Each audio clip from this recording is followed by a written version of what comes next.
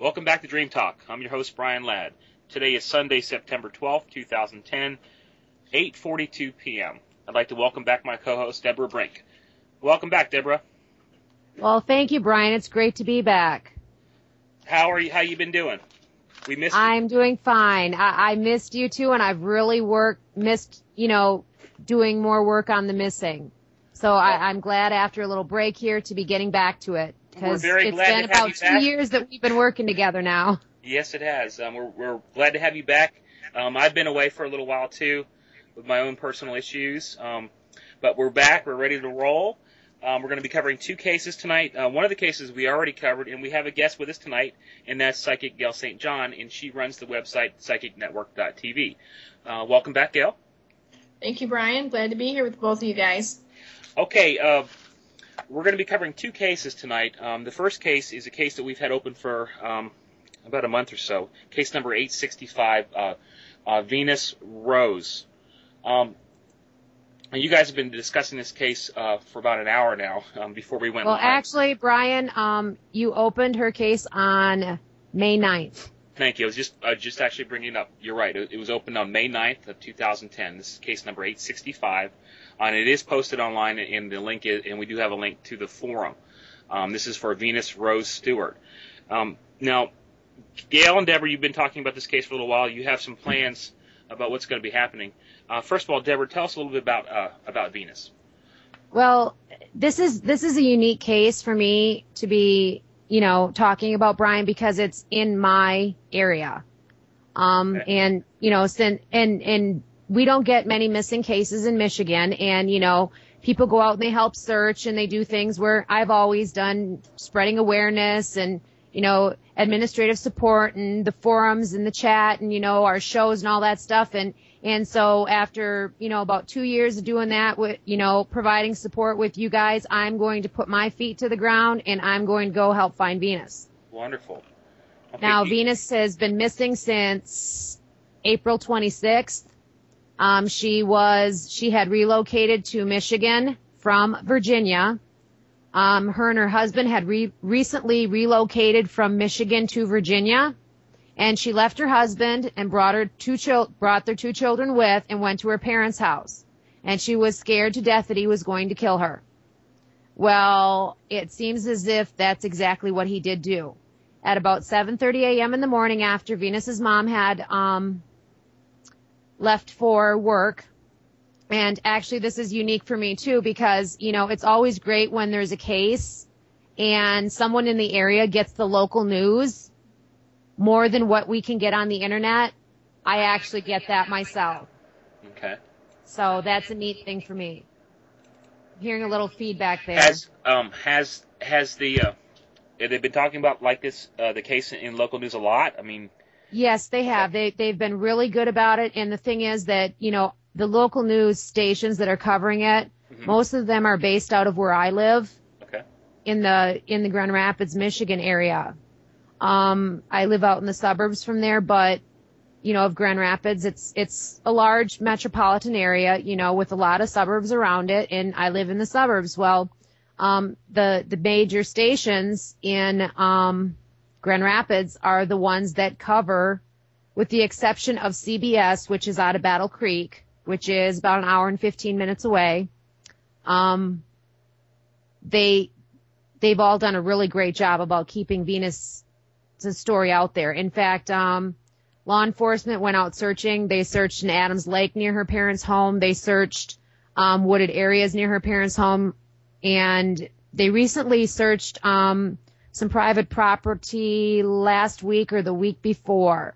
And they've done a good job. The local media here has done a really good job of keeping the word out there. And Venus's case has been national, too. Nancy Grace has featured her.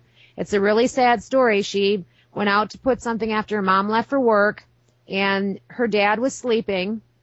And he actually sleeps in because of his job, whatever shift he's working. And so she was there with the 2 children, and she was terrified, for weeks that, that he's going to kill her. And she's telling her parents this.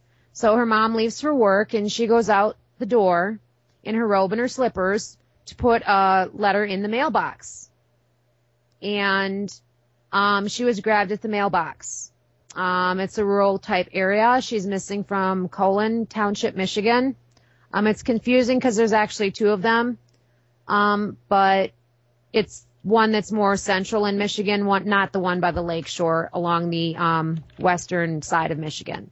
Well, anyway, she went out to do that, and it's rural, so they're allowed to have gravel driveways. She was grabbed and she fought. I've seen the photos of the gravel driveways. I've seen the video feed of it, of the drag mark in the gravel. It's a rural area that they don't get natural gas heating, so they have, the big propane tanks in order to heat their homes. They decided to dust the propane tank, and she fought so hard that when they were looking for fingerprints on there, what they found was actually the footprints from the bottom of her slippers on that propane tank. On the propane tank? Yeah, on the long tubular propane tank to heat the home. Yep, they found her footprints from the soles of her slippers on there, and there's drag marks through the gravel. Her husband is now in custody. He did have an alibi, though, that someone was covering for him that he was in Virginia, and it took a really long time to break that alibi. A lot of weeks gone by, but they inspected his vehicles right away. They were on that pretty quickly, after it happened. But the strange thing is, the little children start making a bunch of noise, and so Venus's dad wakes up, and he decides to get up and holler at Venus, say, "Why are you letting the kids be so noisy when I'm still sleeping?" type thing. And he finds the children awake and no Venus. And then, no one saw anything. There's no trace. They're no closer to solving this than what they were in the beginning. They're searching in areas near, her parents' home.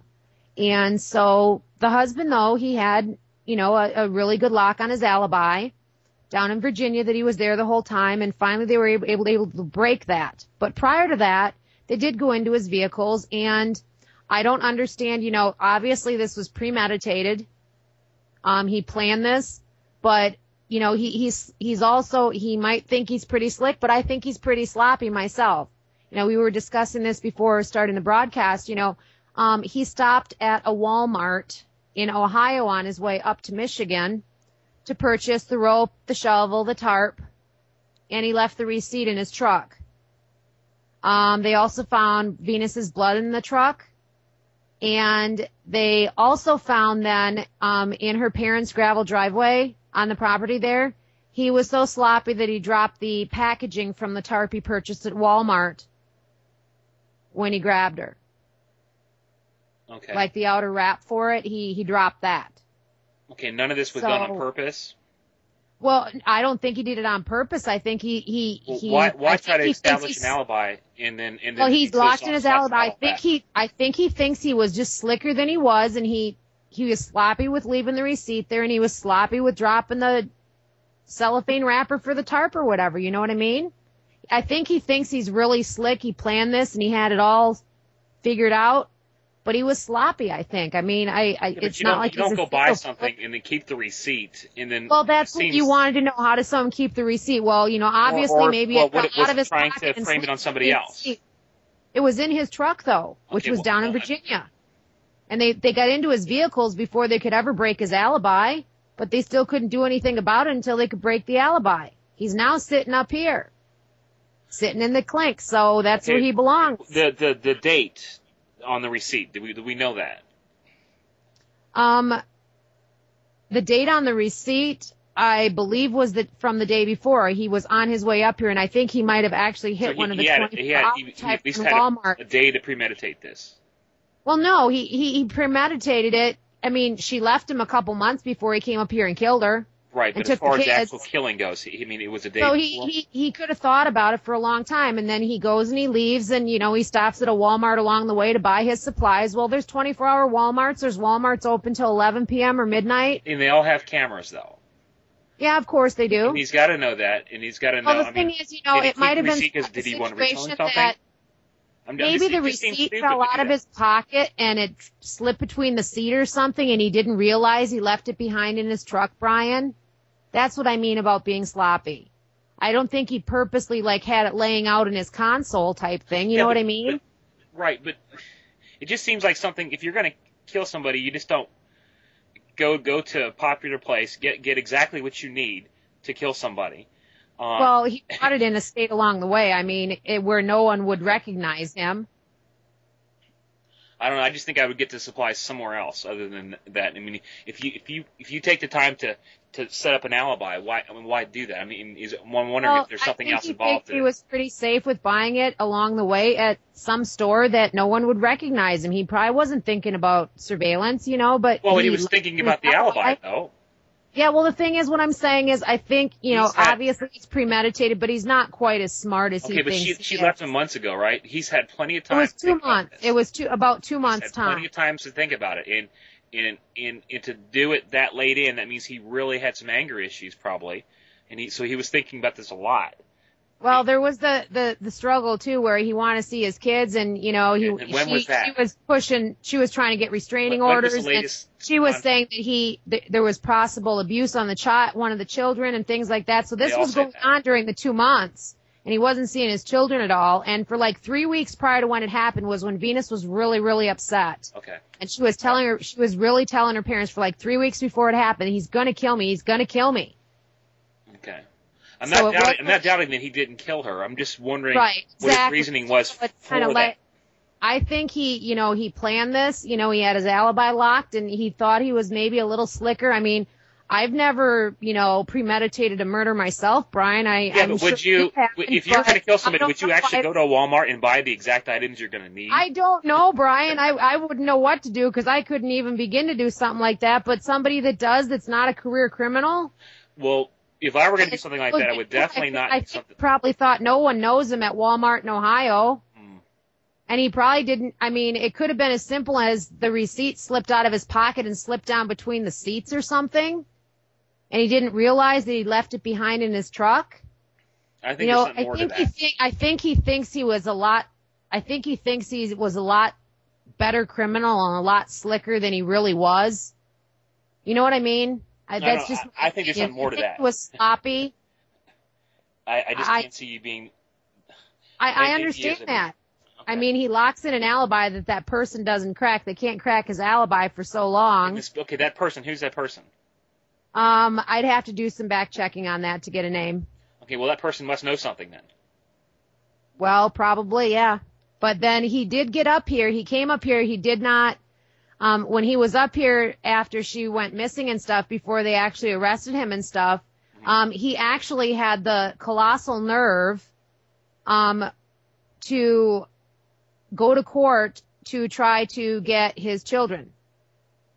When they had found the evidence in his truck, and, they want to break the dude's alibi and they want to be able to put him behind bars and they want to nail him, he's trying to get custody of his kids. I mean, well, that's what that's good to do, though. What I'm saying is that would show. I mean, that would be something. Who's going to give him custody of the kids in that situation? I know that, but that would show. It would, in his mind, what that would mean is that I'm totally innocent of this, and I'm going to continue doing what I wanted to do. Well, yeah, I'm not saying he's a Drew. He's not a Drew Peterson, but I'm saying that I still think there's something about buying the exact items you need to commit a murder and dispose of the body that just doesn't. This just seems too stupid. I'm sorry, it just does. He's obviously not a serial killer.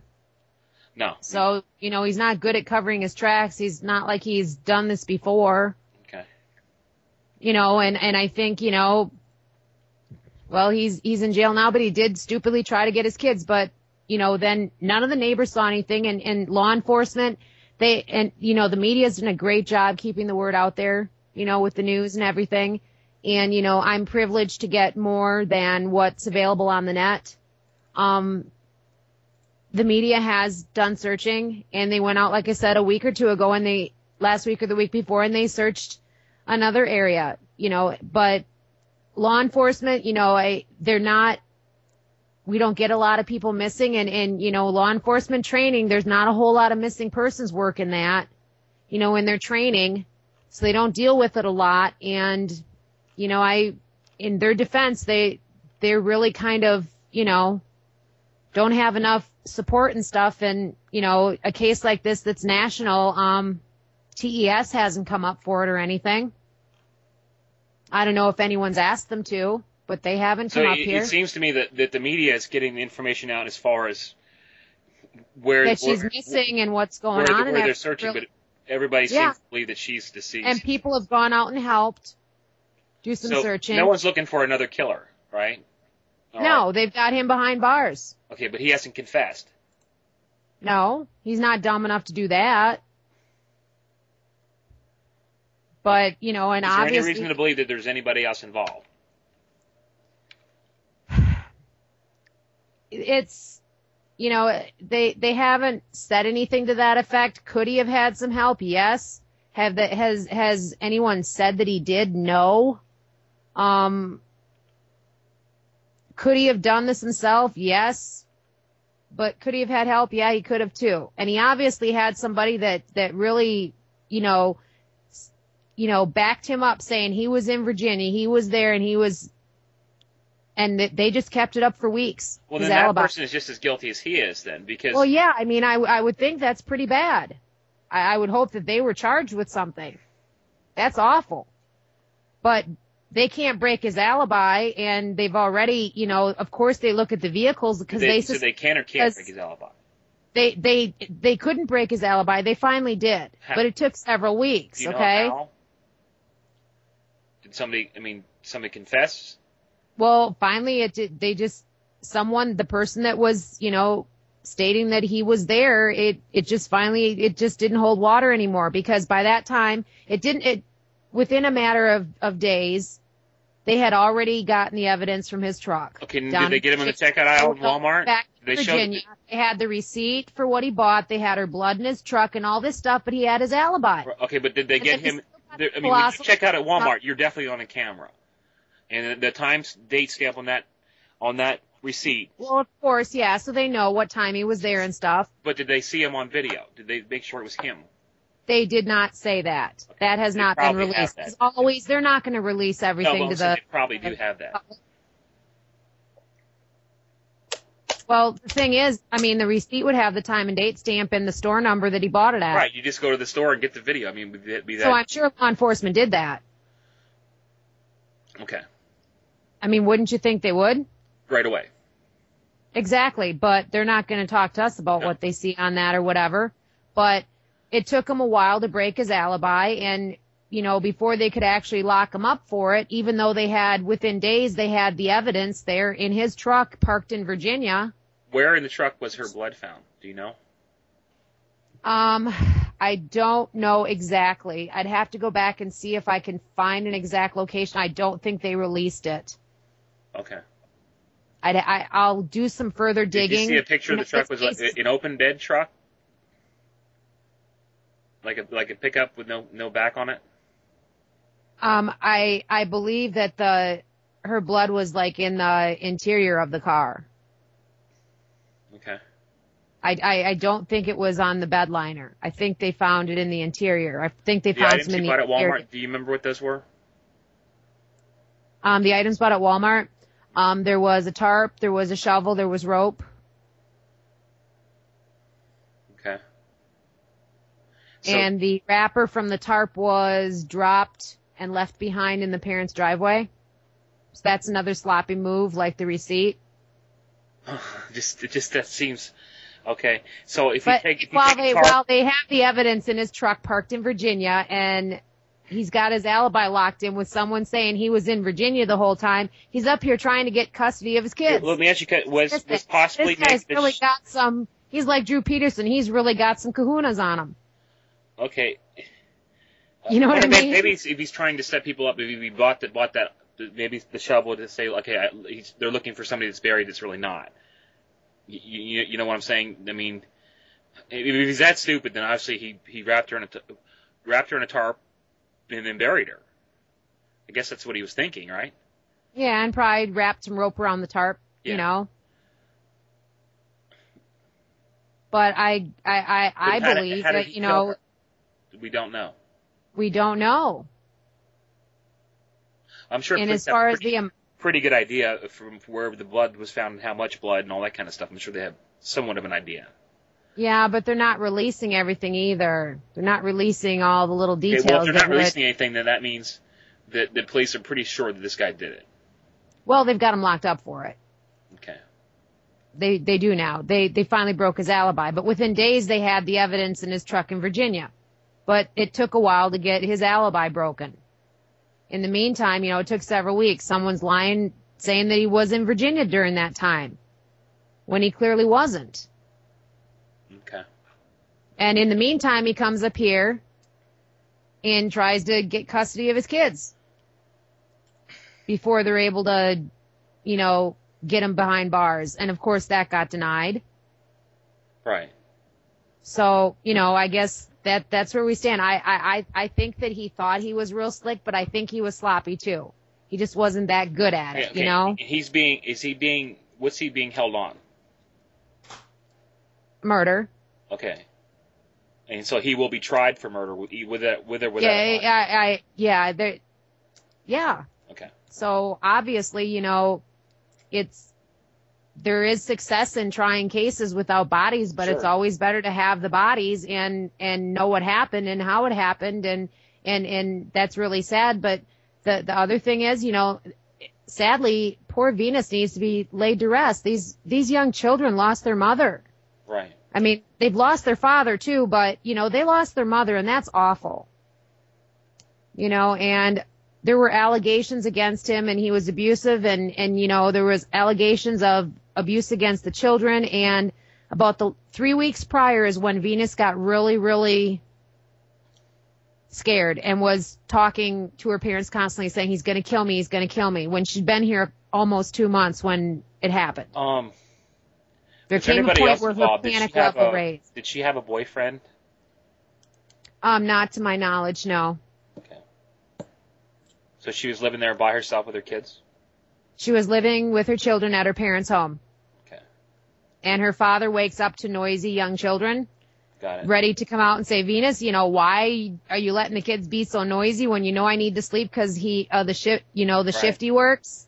Because her mom's left for work early, and then she went out about 7:30.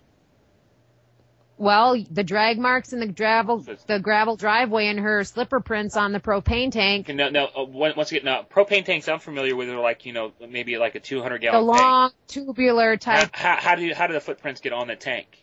Where's the tank at? Usually on the side of the house or back of the house. I mean, how are footprints on the tank? Don't know. Okay. Don't know exactly where I'm coming from. How he did this with. I mean, I've seen the views and the footage. Okay. And I've seen what the house looks like and everything, although I haven't driven there myself in person, but I've seen all the video footage, so I'm trying to piece together exactly where everything's located and how he could have grabbed her from where and gotten her to whatever, too. Okay. I've tried to do that in my mind without physically seeing it, just by the video clips I see on my local news and things that are not fully released on the internet. I get more than the internet, obviously, so, I've tried to do that. But it's a rural area, so, there are those very large propane tanks that are long cylinders that, normally are on the side of the house. So maybe I'm looking at a bigger one then. Maybe the big giant tanks then? Right, I'm talking about the skinny cylinders. We're talking like the bigger ones, yeah, like to heat a big house. And it's surprising that nobody heard that or saw that or anything. No one heard or saw anything. Okay. I know that you and Gail have been talking about this a lot. Gail, are you still with us? Uh-oh. I think she is, but... Yeah, I'm here. I had a problem with my audio. Sorry. Okay. It's okay. Hi, Gail. Sorry we left you out. I know that you've been working, you've been working at least psychically on this case so far, and you've been talking with Debra. You guys are discussing a lot of plans and stuff. Why don't you let everybody know what's going on? Well, we are planning to work on this case. I'm going to leave around the 20th of this month, which is September. And going to go and do a blind drive on this case. So I feel like we're really at this point after working on it. Right now, as it stands, we really have a good lockdown on a location. But of course, the blind drive is important. So if we go and we do that, that's gonna tell us a lot more. Right, and I want to make it clear to everyone, I am research and administrative support and those types of things, and if I'm going to have someone missing near me and Gale's coming, then I'm going to go and give my time and put my feet to the ground instead of just running my mouth and typing away on a keyboard, spreading awareness. So I'm going to be going along, but I want to make it clear I'm not psychic. I'm there for search support and whatever help I can provide as an extra body and research and administrative and organizing type things. So I think that we may be having one other person along with us, correct, right, Gale? Yes, we're going to have another a psychic. Her name is Becky, and she's going to be working with us as well. She is one of our people that works with us on psychicnetwork.tv. So she has excellent abilities, and I'm looking forward to meeting up with both of you and working on this case. Well, it's going to be great to meet you for the first time, Gale, after, never meeting you in a couple years' time and, providing support via telephone and internet when you're out on searches. This time I'll do it in person since I'm in the area here. And like I said, we encourage people, if there's people in your area and you can go out and help search for people that are missing, you can look up online who's missing and you can go out and search for people. You can put up flyers and you can do things to help the cause in your own area. So, we encourage people to do that all the time. So, and it's a good time. I will say, Deb, I was real happy to hear that you are going to go out and search, because it's exactly what I've said to everyone. They get out here and they're so quick to spew hate on this internet. Exactly. And I hate to say, this is why we have people that end up missing and murdered. We need to stop spewing hate. You need to find out who's missing in your area. Organize a search and get out there and do it. God willing, we'll get evidence or location. We can't make any promises, but we've got to, with the work that you've done, and the talking that we've been doing and everything that's been done so far, we feel like, obviously I'm research, you're psychic, and so is Becky, but, we feel like we got a pretty good lock on a location. Absolutely. And the work that Brian's done is that he did initially is coming into play there, and he's going to be doing a redo on this also. Right. But, the thing is, when you talk about the spewing hate, I figure that if I've been running my mouth a couple years almost here, and doing all of these, running forums and spreading awareness online. My husband says to me, you're not going to find somebody on the internet. Well, if people don't know they're missing, they won't be found. But if it's happening by you, go out there and help. And the thing with it's easy for someone to say something and have it slip out wrong, But when someone actually thinks and then it translates to them typing it and spewing hate on the internet, that's awful. They could spend their time better by posting people's photos around and sharing them on their Facebook and social networking sites, and on other places they could spread awareness. Or right. Put your feet to the ground for those missing in your area, or, check with Staples, Office Depot, and those places and people that are missing in your area, up to the manager's discretion of how many you get, but they give you free copies, free flyers. Right. Well, absolutely. This is the biggest thing I say is we don't need any more hate out there. So, whether you agree with us or disagree with us, it doesn't really matter, because it really boils down to what you can do to help. What can you do to help your community? Certainly spewing hate on the internet is not it. So find things that you can do to help. So I'm very happy when someone says they're going to go out and search and do something constructive. So I can't say enough about anyone who's out there wanting to try. Like I said, whether you agree with us or don't, that's not the point. The point is helping your community.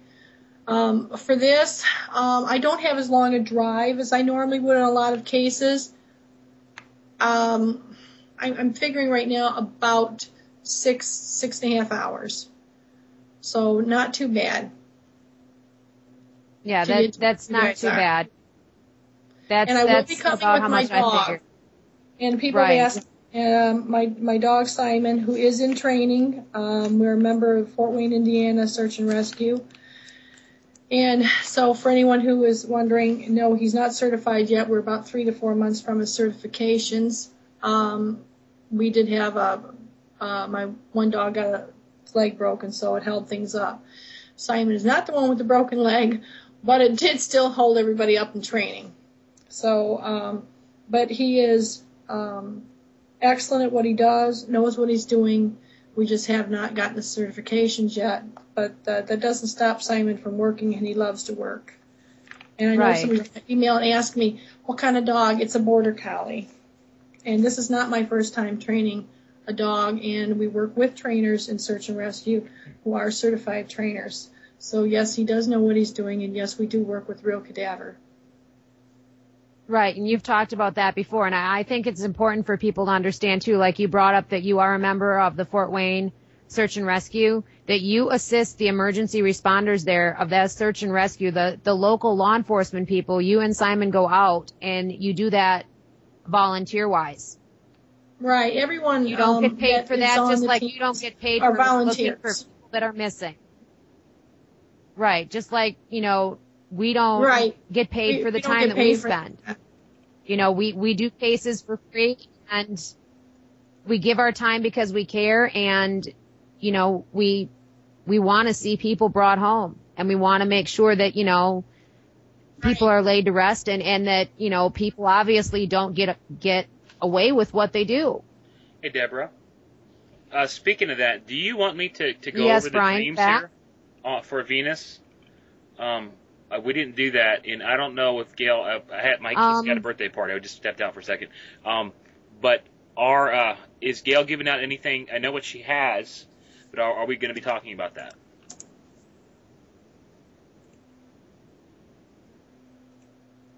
Hello? Well, you did the initial work on it, and Yeah. you're going to do a redo, but Gail, I haven't gone are over we going to that. be sharing that at this point? We haven't yet. We just, we've let people know we've kind of, talked about that we have a pretty good idea with, the work, your work, Becky's work, Gail's work, and, mine from research standpoint, that we've got a pretty good idea of where Venus might be located. Okay, so am I going over the dream drawings or not? Well, Deb, let me So step that's in what here we've real said quick so and say far. We there's a haven't reason. mentioned any of Oh, Brian? okay, got it. Okay. Yeah, and I have a real good lockdown, but now let me explain some of this to people. If we constantly gave out locations, in some of these cases we have to handle so very delicately because forensic evidence could be destroyed. Now, we're not out there to do this or create a situation where this could happen. So sometimes we have to be very discreet in the information that we allow to go out. And I'm sure law enforcement totally understands this, but just so the ordinary person out here listening understands that there are many times reasons why law enforcement or even us do not allow certain information to be made public. We will not ever at any time, or at least I will not, Right, and actually, cause a case to have any issues or perhaps forensic evidence be destroyed or anything happen that may cause the person, to get off the hook for doing what they did. right, That's something important. that could ever interfere with an investigation. And you've searched for so many years, and you've actually worked with law enforcement at times that you are trained in doing this. Now, I've provided support for a couple years to you, and learned, a lot listening to you and such. And, I obviously know, and you're in charge, and I'm an extra body, and I'm going to do whatever you tell me to do. And I know not to touch things. I know, obviously you don't ever want to touch anything. And that's a mistake people make sometimes, because that could contaminate the evidence, and there you go. Boom, you're done. If you come across something, then you have to call law enforcement, correct? Right. Correct, and I've actually had to send you people don't home just who went out go- on searches with me. Okay, well, that and said, volunteers and refuse to follow the instructions. Okay. That said, are we going over Yes. which were we going to tell people what you have seen so far? I mean, the dreams I have been public for a while. I mean, I can go over those, but do you want to share with people what you have so far, or not, leaving out any, I guess, location details? This is something I believe right now, because we've got such a lockdown on the location that is so specific. Okay. We're really, at this point, not going to be able to release the area because it was so specific. And we don't want to create a frenzy where people just go and trample an area, which we've seen in other cases where people thought someone was. They just trampled everything. We can't have this situation occur. Okay. Well, and one thing we do in cases too, whether we're out there searching or not, the extra work we do when we talk about them online and we spread the awareness, and we're not physically searching, but we get the information and we get our work out there hoping someone will follow up on it, is if we ever come across anything that we feel, law enforcement or anything, if we always hand things to law enforcement, do whatever we should do, the right thing, because we would never want to interfere with any investigation. But like you said, Gail, you've had to send, searchers home. They go out with you and they say, oh, I think I found some. I know I wasn't supposed to touch it, but I did. And it's that's a bad word, but I know exactly. You said but. Well, there you go. You just contaminated the possible crime scene by picking that up. Exactly. Now Whether it your be evidence prints are on, or... and now we've got a problem. Yep. So that's why I'm so very careful. And like I said, we've got such a lockdown location that's very specific to this area. And I think at this point we're really going to have to be very careful about what we say, because we could create a situation. And if anyone remembers the Kaylee Anthony case, certain things were said by even law enforcement said, we're going to go search this area. Next thing you know, you've got 10,000 people from the public out there trampling that area. Well, there was actually a discussion going on a well-known forum where the members on that forum were planning to go out and search for Kaylee, and they were taking Ziploc bags with them to collect evidence. And we were reading this online thinking, oh my gosh, what are they doing? Yeah. Obviously, seriously a problem. Yeah, so obviously I have never been out on a search before. I provide support via, computer, telephone. I research. I do all that type of stuff.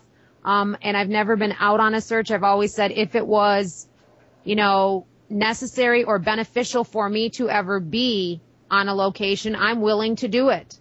Since it's nearby here, it makes sense, an extra person to help and have, administrative support and my case research right there with you instead of you having to call me and things like that. Right. So that's why I'm going out this time. And because if I'm going to, do the work online here, if it happens near me, I should be willing to put my feet to the ground too. Absolutely. And to let everyone know, Deb and Brian, we will be doing live updates while we're out on the search. So, Brian, I take it that you're going to be the one covering this since you're going to be the only one. Yeah, normally it's been Brian and I that have done that with you, Gail. Yeah. So, Brian, you're going to be on your own. Brian again. Okay, and got we'll it. covering this. Like before I came along. Okay, Becky. Becky's new. Tell us about Yes, Becky. she is. Who is Becky? What does she do? Becky is a psychic medium. She does healing work as well. She's new to working missing persons cases, basically. So she's going along with me, giving her information as well as learning how to handle the situations and what to do. Okay. And experiencing your blind drive, Right. That type of thing, and how to actually search for someone, like you said. So I talked with Becky for actually several hours, and we discussed different things, and she filled me in on the work that she had done on the case. So I know how Brian does his work, and, Brian and I do so do our regular thing of I send him cases, via email, and he prints it and puts it under his pillow, and I know how you work and what information you want, and, just bare minimums and certain things of how you work, such as when Reggie's been, involved, Reginald Lewis, whenever he's consulted. So Right. now getting used to what Becky and how she does her thing is something that I'm trying to get a feel for, to make sure that I'm able to, provide the administrative support and make sure that I don't make some kind of mistake that could influence and hinder her work. Right. You see Well, what I I want to mean? mention So- one thing real quick here. Everyone's probably wondering where, Becky, we did say she works, going to be working with us on Psychic Network .tv, but we do have quite a few that will be joining us from Psychic Network .tv as people that are working on missing persons cases. So as we go over the next month or two here, you're going to see more and more of us coming out and talking about the cases, and as well as not just me going out to search, but them as well. Okay. So Becky will be with you. Right. Okay. Wonderful. So the three of us are going to be actually meeting on the 20th, which is 8 days from now. Today's the 12th. Actually, yesterday, I'd like to say to everyone, it was the anniversary, 9 years since 9/11, that horrible tragedy. So to remember those lives lost and all those emergency responders and all of those good people in that tragedy. My husband and I actually lived in New York from 87 to 90 when he started his career as an engineer. And we were in the World Trade Center many times before there was ever the garage bombing and before those towers were taken out, So we were back to visit there I think it was 4 years ago. We went spring break. We took our kids to Manhattan. We went out there and we spent more than a week out there, and they just loved it, all the sights and everything. But I thought that we'd be able to walk up on the Ground Zero Memorial, and I cried when I saw what happened. When I saw all the devastation, all the extra buildings around there that still need to be dismantled, fencing that is so many stories high you can't even get near seeing a memorial at this point. It's just really more devastating than anyone imagined. And then friends that we had out there that we hadn't seen in, many years, actually since, about 4 years ago, then probably about 15 years. We saw them, and some of them were actually emergency responders for cleanup. And, with the dozers and the, nursing and medical and all of that right in the rubble. And, the long-term health effects some of them are having from it now, and, just what it was all like. It was just, so I just wanted to bring that up that, yesterday was an anniversary of that. So today is the 12th, and 8 days from now, the three of us will be meeting up, and we're not disclosing where we're meeting. And you figure how many days, Gail? Well, I'm going to figure we'll be at least there till Friday. And if I feel we need to stay longer, well, then I will be staying longer. Yeah, you initially, when we were talking, we were figuring 3-4 days maybe. Right. So that's kind of what we're planning at this point, and we're meeting on the 20th. And, obviously the start of it all is your blind drive. Right, correct, yes. Okay. And that's going to tell us the most about our location. Okay, so you're going to meet up on the 20th. You're going to find Venus. When you get back, I know you still have plans to go out to Oregon for Kyron Horman. I know they got a little bit delayed, I guess because of funding. When do you think you might be going out there, Gil? Well, we're hoping soon after the Venus Stewart case. Okay. Providing we reach some funding goals. We haven't met those goals yet, and we're still working on that. But I do plan on working on the Kyron Horman case, absolutely, and going out there. If there's any possible way that we can raise the funds, I will go out there. Okay. Do you want to move on to the next case, Deborah? Meaning what? Okay, we finished Venus and we're on to yeah, Kyron. Real quick, I'm going to go over what's posted. This is public. The information I have is public. I Has am been doing since some you other did stuff the case in early May. Yeah, I'm going to do some stuff with Gail, and I won't post that publicly if she doesn't want me to. But other than that, I'll post whatever I have publicly is if it's okay to post. There's really not too much what I have. There's 3 dream drawings, and they were done on the 8th of May, posted on the 9th. The first one says water. He was not at church. He was at a garage. And then it says bags, and I'm not really sure what any of that means. The next one says outside Richmond, and this is R-I-C-H space M-O-N-D, and it might not be Richmond, because I know of a Richmond, Virginia, and that's not the way I would spell it. And there's a space there, so I'm not exactly sure what that means. We've been talking about it. It could mean several different things. We're not sure yet. But there is a drawing of the concrete bridge, and I believe this concrete bridge is a railroad bridge that goes over. Could either be a stream or a road or something like that. I'm not exactly sure what it is, but I do have it drawn. And this says rope is in tree line 36 feet by a house. There is a death symbol there. I do believe that Venus is deceased. The third one says May 10th, she's calling you. GPS points do not match. Down the street, houseboat, and then the number 64 Alpha, Quebec. That might be a license plate or maybe a boat registration ID. I'm not exactly sure. I haven't really done any work on this case other than what was done on the 8th of May. But I will do that, and I'll post what I can, and I will keep you guys updated with Gail, Becky, and Deborah's search for Venus. And hopefully you guys will bring closure to this case, because it definitely needs it. I hope so. God willing. Okay. Anything else, Deborah?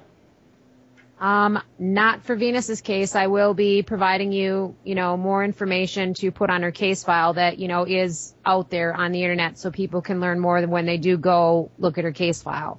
Okay. To make sure that there is more information available, like the public information, as you asked, Okay. So. We're going to move on to case number 866 now. We're going to do this pretty quick. We've already discussed this case in detail several times on PsychicNetwork.tv and on my own Dream Talk. This is case number 866, Kyron Horman.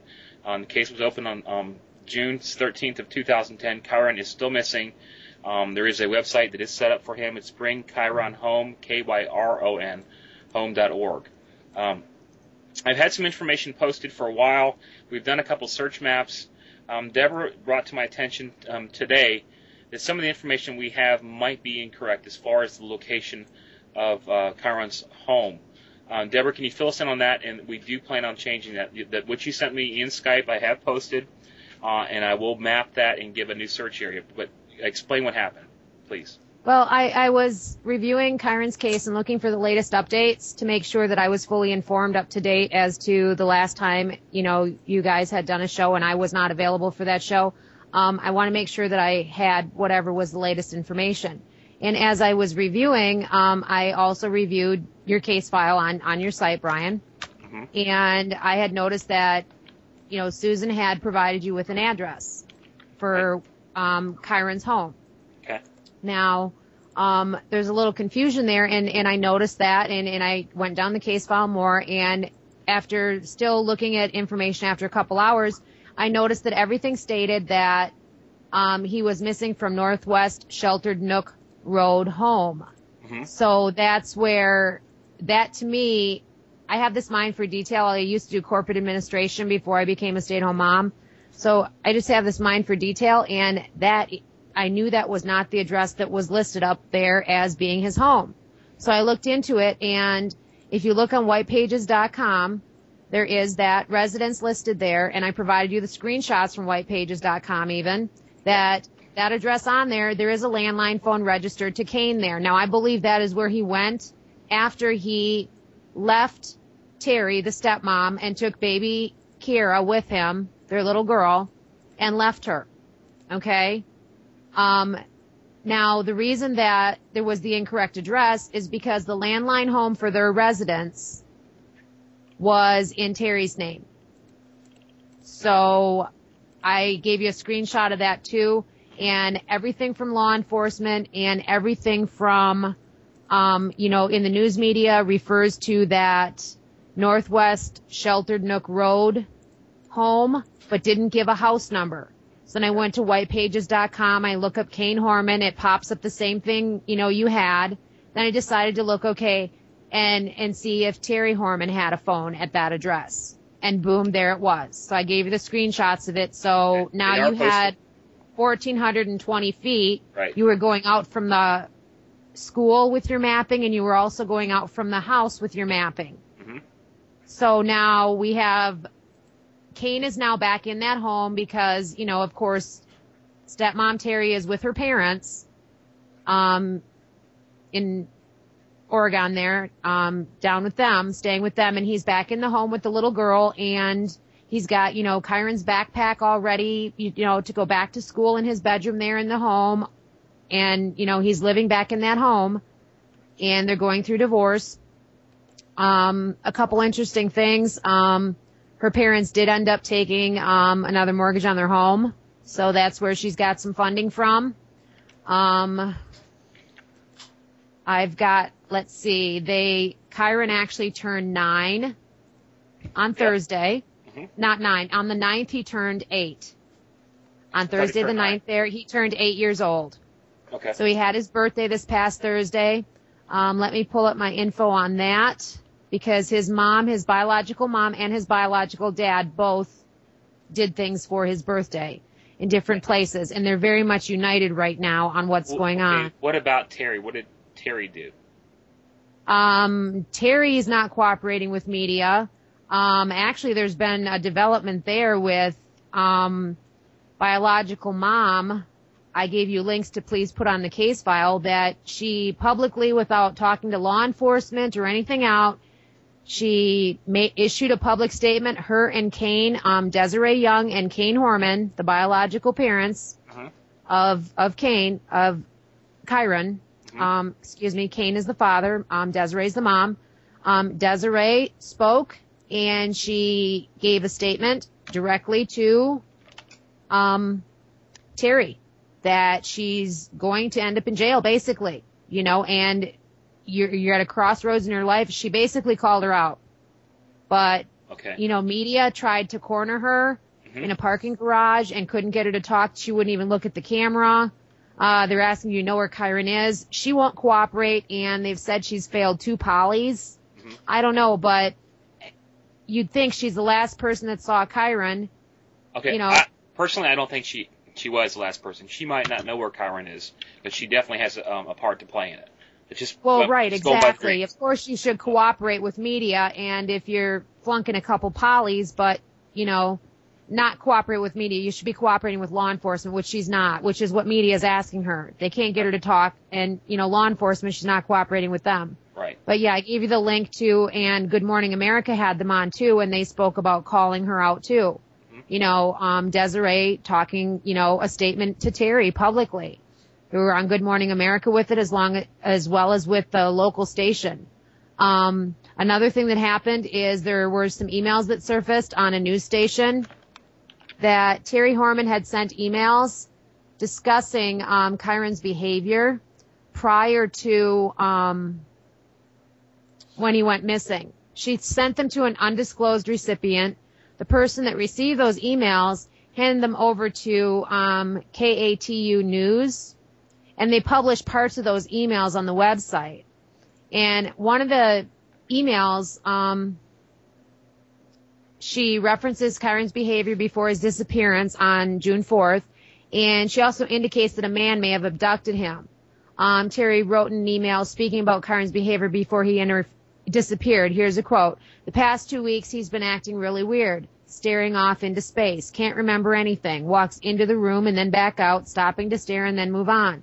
The doc thinks that he is having mini seizures, and I made an appointment on Thursday for next Friday to have him checked out. In another email, she refers to the day that Kyron went missing.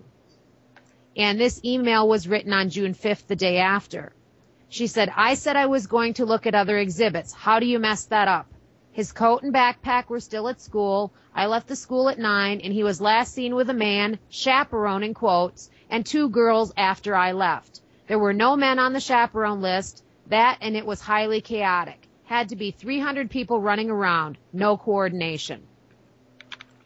That's what she wrote in these emails to this undisclosed recipient that have gone public now. Mm-hmm. Now, I didn't hear that it was that chaotic with 300 people running around in the school. You know what I'm saying? Right. No, that's not how it was appearing prior. With the dreams, I mean, I can tell you what I think happened, going by the dreams and going by 2 sets of dreams here. She had worked out with this gentleman, who I've drawn twice, I believe, to have him abducted, murdered, or whatever. And I believe that she may be had some type of relationship with this gentleman. And to me, I'm thinking the only way that they could have had something or could have met is they probably met through the internet, and it could be Facebook. Now, police may already know that or not, but I definitely think she was not alone, and I don't think she actually murdered Kyron. Unfortunately, I don't think Kyron's alive. I hope he is, but I don't think he is. And I think this gentleman that's been drawn several times is definitely related to the case. That's all I know right now. I'll do another redo, but so far the only changes that we have right now are 1,420 feet from a new location. So I'll map that. Anybody can do that as well, but that's what. Gail, you're there. You can just ask that question. Gail? Yeah, I was listening to what you were saying. I gotta, the one thing I gotta step and say, I did see the death sign here on this case, and the biggest thing that bothered me was the wood slats, and every time you're talking about, all I keep seeing in front of me is the wood slats. I'm looking through it. Okay. I don't know what it means, at all. Could it be like you said wood slats? Yeah, it's like a lattice.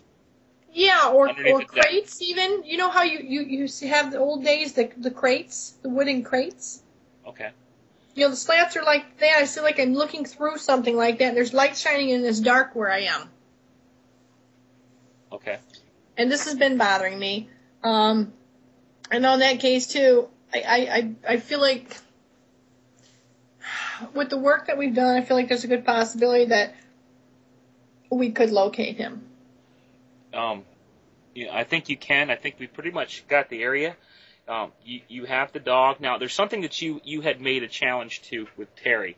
I'm not sure if Terry got that message, but let's put it out there again. You have an ability, which is kind of weird in a way, but sometimes you can touch somebody and you can actually feel what they're thinking and seeing or have done. Well, and what they've done, you give off a different vibration. It's sort of the way they can tell with a lie detector that you've lied. Okay. When I touch someone, I can tell the difference if they're telling the truth or a lie. Mm-hmm. And boy, my kids have known that growing up. Okay. Well, you've and this is off case, but another case, Gabriel Johnson. You've actually, Jack and Tammy Smith, who some people think may be involved with the case, they have willingly said, sure, come meet with me, come, shake my hand, and they didn't have a problem with that. I know in the Haley Cummings case, some people did have an issue with that. Yes, they certainly did. And now, with this case, I'm hoping that Terry would meet with you, because you're going into this case not suspecting anybody, just using your psychic ability. So there's really no bias there. I mean, hopefully. No, I'm not suspecting anyone.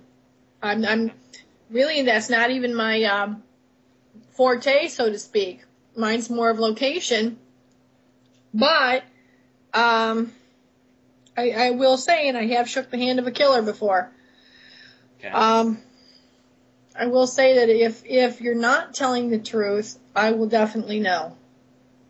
And I may also definitely know the location, because I will link into that as well. I'm sure a lot of people will be interested to see the outcome of this.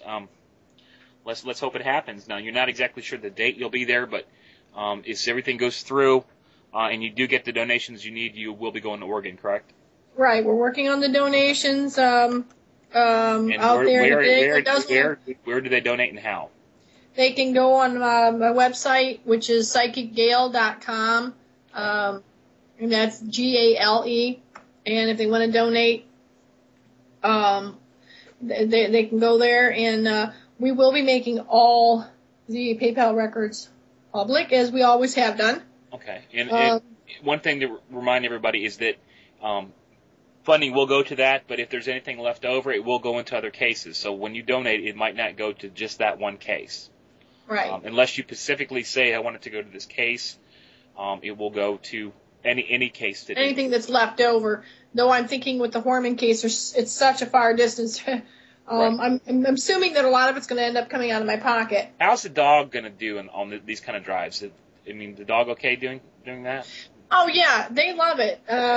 Actually, both the dogs that I have love it and know that when we start heading out like that, it's time to go to work. So they're really anxious to do it, and they love to ride. And I started my youngest one, Kimber, riding from the time I got her at 9 weeks old. So they think that's just the best thing that ever happened. Okay. So hopefully this month you'll be out there. Hopefully Kyron's found, alive soon. I hope. I always every day hope that goes that. by that it doesn't. But really, I think that Terry knows a lot. But personally, I don't think that she is responsible for his murder. And so that's what I want to say on that, his murder. I hate to say that because he could be alive. There's really nothing. There's no, at least as far as I know, there's no forensic evidence to say that he's deceased unless police are withholding something. Right. And if they are, I think they would hint around to something. So, Well, if they knew something, I'm sure they'd be there and find him by now. Deborah, I know you've been researching this case. Any new updates or anything? Other than I was just going to say something about that, Brian, because there has been, some things said. Now, something that's happened since you did the broadcast on psychicnetwork.tv that I was unavailable for. They have talked about possibly the person that Terry Horman was seen with that day in the truck was actually Dee Dee Spicer. And, her time was unaccounted for. And the authorities have issued a poster with Terry and Dee Dee's photo on it. So there's a development that, they think that could be a situation where they were figuring that there was a male. They're thinking it's possibly, and law enforcement went as far as to issue a poster. Now, another thing that happened, and, when I said that her parents, actually, she got money from her parents, there's evidence that, they took the mortgage on another mortgage on their home. And that's how she's able to, pay for attorneys and things like that. That was actually done. They did that on August 17th. I've got a news article here on August 21st where a retired Portland police captain weighed in on Terry Horman. Mm-hmm. Now, what he's got to say is that, obviously, Kyron's still missing and the nation's put their focus on Terry. Though the officials with the Multnomah County Sheriff's Office have yet to say Terry's a suspect or a person of interest, this retired Portland police captain, his name is C.W. Jensen, is speaking out. Now, he did appear on Nancy Grace to discuss the case, and the questions began regarding Terry Horman's behavior, specifically obtaining private cell phones for fear police would tap her telephones, texting another man and sending naked photos of herself, and spending $350,000 for a criminal defense attorney. He didn't beat around the bush when he answered those questions. He says, well, what most people believe is that her parents, who were involved in the educational system down in Southern Oregon, have some money. Generally, he would assume that when people are in that kind of situation, they go to their friends, they go to their relatives, and he believes that probably the parents are giving her some money. This is an article on the 21st, and he had appeared on Nancy Grace. The mortgage was actually done on the 17th. So he's correct on that. He goes on, and he's very blunt with everything he says. He goes on to say, does she need all $350,000 right now? Probably not, but she needs a lot to keep this thing going. And why do you go outside to talk to people? It's because you're guilty. And then, people wonder, do you agree with his theory? Does the fact that Terry Horman used disposable cell phones indicate that she has some guilt in this? There's been that kind of thing, and the message from the mother to Terry that, you're going to go to jail you're at a crossroads, and I really think we're remembered by the choices we make, and, and someone helped you, if they don't start talking, they're going to go to jail too. And, basically, they're operating on the assumption that Kyron is alive and she has him hidden somewhere. She knows where he's at and he's coming home, but she needs to speak up because she won't. And, so without law enforcement knowing what she was going to say or anything, she did a local press conference, her and the father did, and she spoke. So then, that kind of spurred quite a bit of stuff. But I'm not quite sure, where everything stands there. I don't know. It's just a confusing case, and I don't understand when someone doesn't cooperate. Well, hopefully this will come to an end soon, and hopefully Gale will have a part of it. I know, Gale, you. Well, one thing I want to say is the time of year we're in right now, because with searching and stuff, it's going to be more difficult to search as time goes on. So time is of the essence, because we're going to start to have leaves falling and things like that. Yeah, but this is Oregon. Oregon or in Michigan or whatever else. Yeah. We're hitting mid-September now. Time is of the essence to, we're going to look for Venus. Time is of the essence to get out to Oregon before, because when foliage falls, and all the leaves come down, I don't know what happens there. Puts more layers. That puts more layers over what's there. Yeah. It wasn't there before, and it can make the searching a little more difficult. But that said, it could benefit in a way too, because I know at least around here in the fall, you can see a lot better in the woods, and if you're bringing a dog with you, I don't think the leaves will hurt anything. Well, I'm just saying that, if there's certain things you see on the ground so covered in leaves, right, in woods and stuff, that then you've got, it's covered up things that you might normally see with your eyes, or, something like that. I think this case can be solved Gale. If whoever she's been contacting, that gentleman, if that person were to somehow be convinced to confess or something like that, or whatever, I think it'll be coming to an end soon. Gail, I know you've been involved in a lot of these cases. Current events, Kaylee Anthony. I heard that you're going down there to defend Casey Anthony's honor. Tell us about that, Gail. Well, let me tell you, I'll be very honest. It's with great reluctancy. If I'm subpoenaed, I heard you go down there to defend her. I am not defending her. I will only state facts. Okay, it just means the defense is calling me there and probably going to subpoena me. But I am not defending her or anyone else. I'm stating only facts. That's it. Okay. And it's very reluctant, with great reluctancy that I go. You are on the defense witness list. So. Yes, I am. Okay. I never saw this coming. Have fun with that. Yeah. I guess, when sadly you could have brought that whole thing to a closure months sooner. True. Yeah, we know about that. Right. Well, when you can't get anybody to listen, I mean, and I'm not saying this in an egotistical way, but I do have a track record out there. I mean, I've been on Larry King, stated as one of the first people ever invented. Speaking of Larry King, why were you on Larry King? Well, that's why I was talked about a case that I had gone on in Arizona where I had given them the information where the body was, and they located her. As well as the most important thing was, the reason why I was on there is I was stated and noted as the first person who ever prevented a murder from occurring, and this was, police stated that.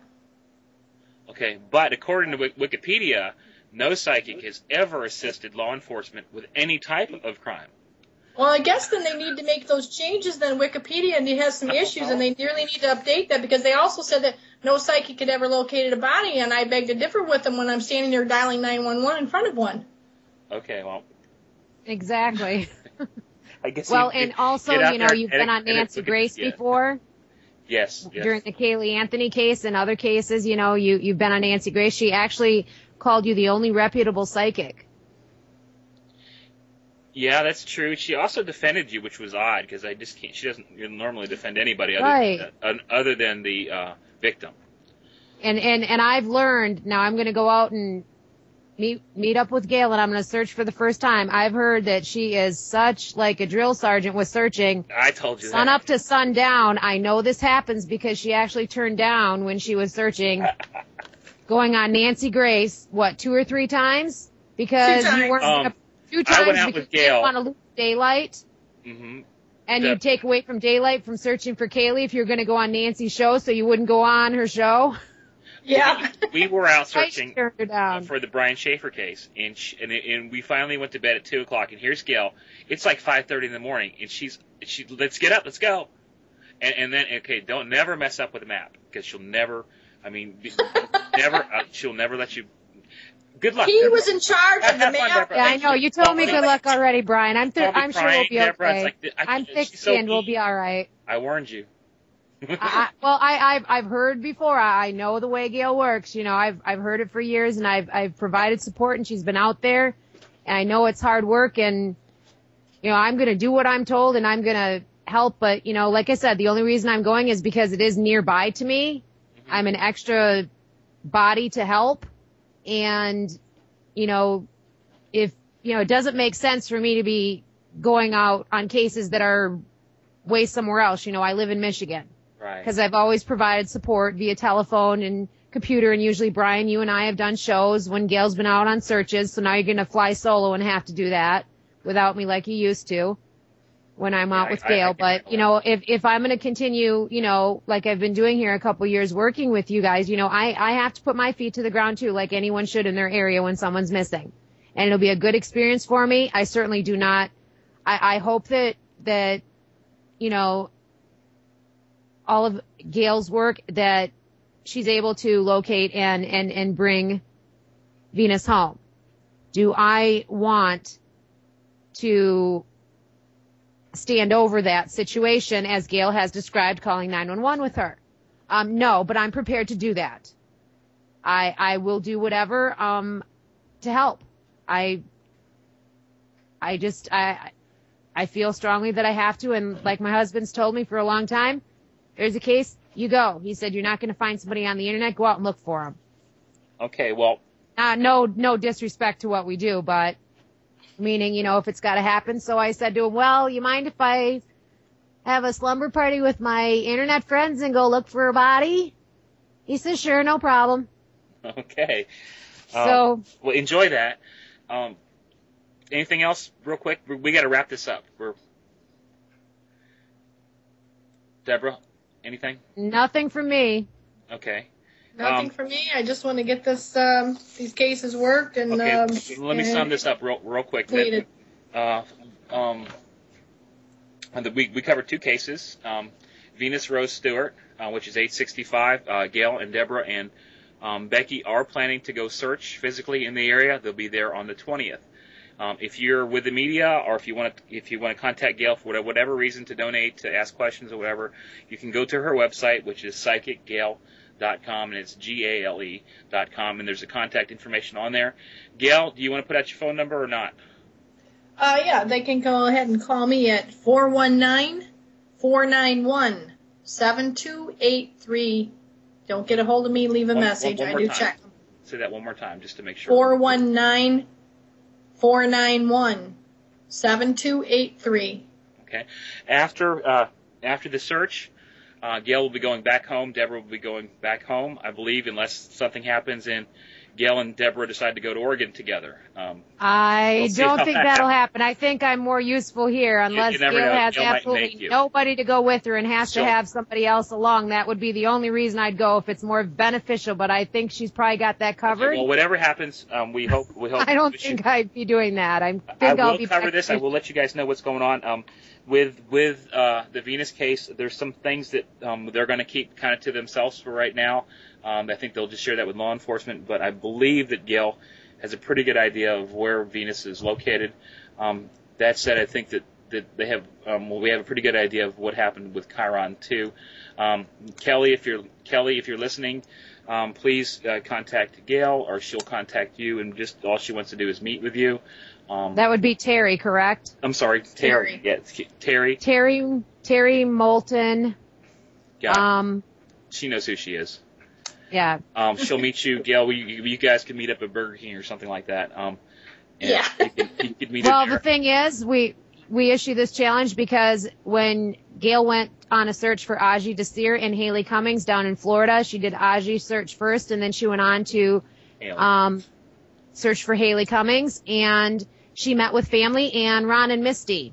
The father and his child bride were going to be there and meet with Gail. Also, at the last minute, they got ill. Yeah. Now, I'm sorry if you're feeling a little ill, but your child's missing. You don't go not show up to meet somebody who's there to help for free. Then they got jail or something. So, well, they're sitting in jail now, yeah. Not for Haley, but for drugs and other things, and they're not getting out anytime soon. But they got ill. Now, I'm sorry. I don't care if it's Ronald McDonald, Barney the dinosaur. I don't care who it is. I say Barney the dinosaur. That's not even around anymore, but that was big when my grown children were little. Barney was the big thing. Well, anyway, I don't care who would want to help if my child were missing. That's my worst nightmare. I don't care who would want to help me. I would meet with them. And I think getting sick, short of being in a hospital, they should have been meeting with Gail. So I see that as guilt, and they backed out at the last minute. And so, Terry, please meet with Gail. Please help bring Kyron home. Let Gail help. Okay, so after that, they're gonna go. Like I said, they're gonna go to Oregon. They're gonna search for Kyron. And if time's available, there's a couple other cases in the area that they will be looking at. So again, if you want to make this trip happen, you need to donate to Gail and to the search fund. And again, that's at psychicgale.com. One thing I've noticed with this case and a lot of other cases is that a lot of this stuff, the reason why these people are missing is because of selfishness and because of personal relationships that they think are more important than your own children. I mean, it seems to be a very common factor is that people use their kids for pawns, and they use their own self-interest ahead of their own children's welfare. And I believe, especially with Kyron. Well, in that situation, there's allegations that it's revenge by Terry because it's always something to do her with son from a previous marriage was put out in March to go live somewhere else. That now she tried to get even by out with Kyron. It's got always something to do with using kids for something. In my own personal sex, relationship, affairs, or whatever, it's more important, and it always seems to be the same thing. So I don't know what's going to change that, but maybe grow up, take care of your kids first. So well, I really think we've talked about it before. We kind of laugh about it. People need a license to breed. If you need a license for everything else in the world, when you're trusted with the most precious gifts God can give you, and you're supposed to care for them, we have women who have boyfriends that are sex offenders living with them who shouldn't be anywhere near a child, and things happen and things go bad. And we wonder what are they thinking? They should have a license to breed, for crying out loud. Yeah. So it's usually something close and family related. It's more often than a stranger abduction. And that's really sad because the people that these children love and trust the most are usually responsible for what happens to them. Yep. Okay, thank you guys for listening. We'll make it into a video, but this is really a radio show. This is Dream Talk, and I'm Brian Ladd. And again, my co-host is Debra Brink. Thank you, Debra, for being on. You're welcome. What are we doing next? What's our next case? You're going to be doing a redo for Venus, but I don't want to give you that tonight. Okay. Because we've talked so much about it that could influence your work. Sure. I like to give a little break. Mm-hmm. At least a day in there. So I'm not sure if you want me to send you a case tonight. I know today was a day of birthday for your child. Send me a case. Okay, you want me to send you one? I'm not sure which one it's going to be. I go by priority as being your case administrator. You get what I send you, and it, recently missing, children come first, the recently missing, obviously, things are prioritized, so I'm not sure what it's going to be yet. Okay. Thank you, Debra. Gail, thanks for being on as always. You're welcome. I'll be looking forward to be with you on psychicnetwork.tv. One thing I wanted to bring up real quick, Gail, you don't have to say anything, that things are changing. Gail is recruiting psychics not only to work for her, but these psychics are agreeing to actually help look for missing people, completely pro bono. She's working with a group of psychics now, a lot of them actually, and she's getting things in order where actually they're going to be psychics actually working together, not by themselves, pulling their information, putting it all together, and seeing what they can accomplish. And I'm sure it's going to accomplish a lot of things. So that said, good night, guys, and we'll see you on next time on Dream Talk. Good night.